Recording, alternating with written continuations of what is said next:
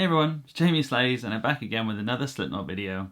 So a while ago I did a video about James Hetfield's guitar collection, my least favourite ones and my favourite ones. I wanted to do more. I wanted to do Cook, Dimebag, all those kind of people, so I'm gonna do Mick Thomson. The other day I also did a video about Mick now joining ESP and no longer being with Jackson, so that spurred me on to do kind of the history of Mick Thomson's guitar collection. So let's just get straight in there. I started liking Slipknot in about 99-2000 when they released their first album, and I was instantly hooked. But I really fell in love with them when I saw Left Behind on MTV. But we'll get on to that in a sec. So his history is he started out kind of playing Jackson, Ibanez and BC Rich here or there. So there's pictures that I'm going to overlay of him playing Ibanez RG560s. He's playing another Ibanez Prestige which has two humbuckers and a single coil. He had a Jackson AT1T, I think it was called, which is green and had Hate on the headstock, which was a kind of like 3-3 headstock rather than the 6 inline reverse. Then, I guess, he then got approached by BC Rich, and because BC Rich are like super metal and they're pointy and Slipknot were the next big thing and they were all scary and there was 9 of them, he got his own custom Warlock. So when I first saw Left Behind the video, he's playing his custom Warlock with the white binding. I think it has the R on the headstock, which I think means it's a custom shop, and it has the word hate down at the first 4 frets. I loved it. I really wanted one. I never got one. Kind of bummed. I would still like to get one day just for the nostalgia with EMGs and all that kind of stuff, but I never got one. Then throughout his whole career with BC Rich, there's pictures and videos of him playing a BC Rich. There's pictures and videos of him playing a BC Rich Beast, which is kind of like a Warlock with a really long extension bit.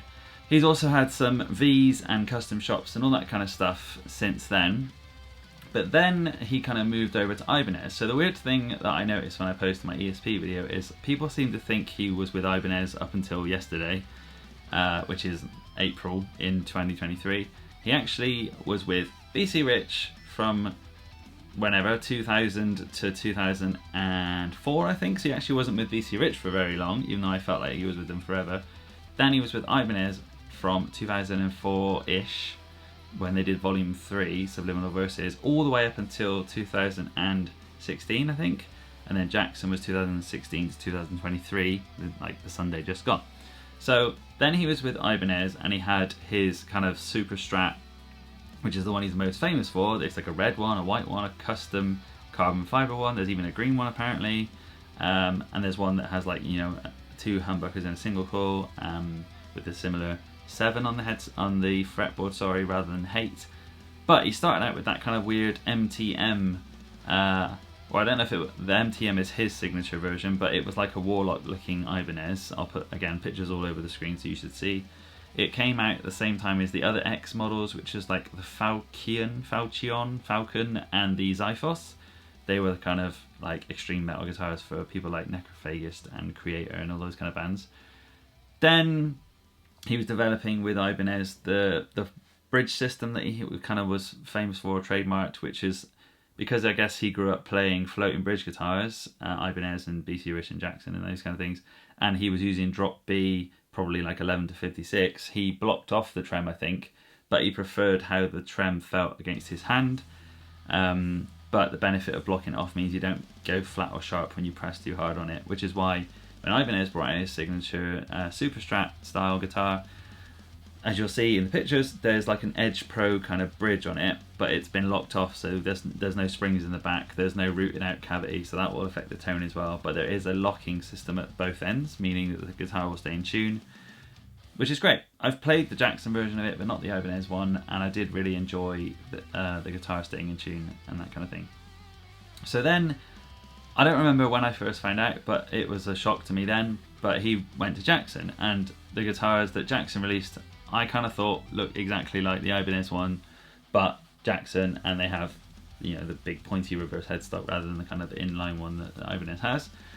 They came out in white version, a red version, I think they did a black version, then there was a carbon fiber version, then I think there's like a weird grey one, and he did quite a lot of those. He played some custom shop ones, he played his own ones.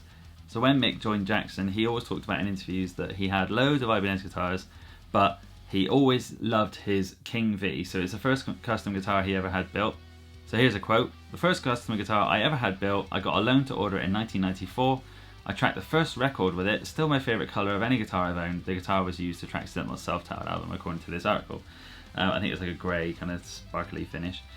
So I guess that meant that he always had good eyes on the prize of Jackson, and that's probably why he went to them, even though he had BC Rich and Ibanez and all that kind of stuff. So yeah, these Jackson guitars came with the Seymour Duncan Blackout signature pickups also, like the Ibanez did, but when he was with BC Rich, I forgot to mention that he was using EMG as well, most likely the 81 in the bridge. So, then fast forward all the way to today, or yesterday, or whatever day time zone you're in, April 2023, Mick is now seemingly with ESP, no longer with Jackson. I've done a whole video about it, so you can watch it in the description if you'd like to, but I'll just brush over it. His wife, Stacey7, on Instagram posted him posing with an ESP guitar, which I'll post again in the video. And then there was a whole slew of us, guitar nerds looking through the internet to find out what was going on. I have a friend who was there watching Slipknot at Knotfest, which is interesting because when they did Knotfest Australia, he was playing Jackson, and then when they did Knotfest Japan, which was like 5 days after, he was then playing ESP.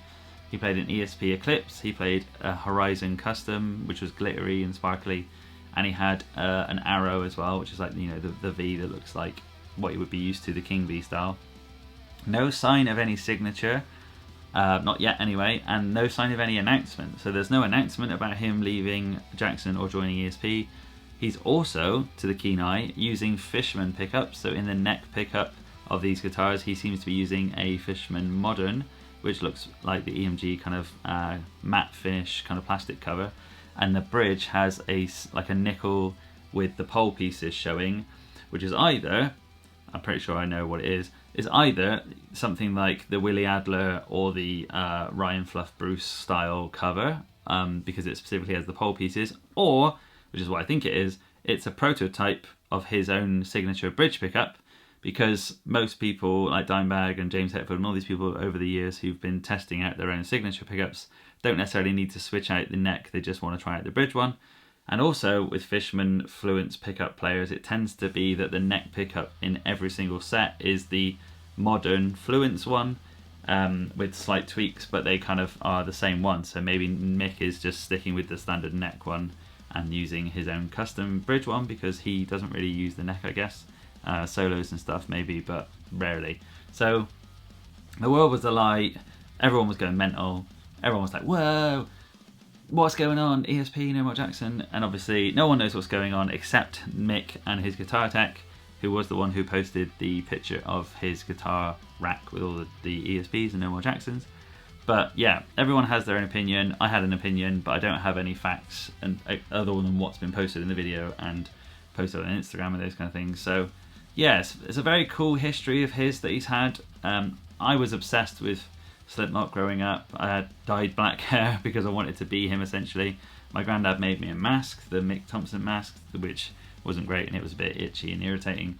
And yeah, I always wanted to learn how to play the songs. Left Behind basically made me want to start learning to play the guitar. If you've been a fan of my channel for a while, you may have seen that I've played Left Behind like a bajillion times. Did a cover of it with a few people a few years back on Halloween. And yeah, he's always, I guess, my first kind of guitar idol, and then it was James Hetfield and Dimebag. And even he said, his downpicking prowess is because he used to play Metallica, and if you want to learn to do downpicking, learn Master of Puppets, which I did. So yeah, I'm not a huge fan of Slipknot anymore, but him as a guitarist, I'm still a big fan, and Jim Root as well.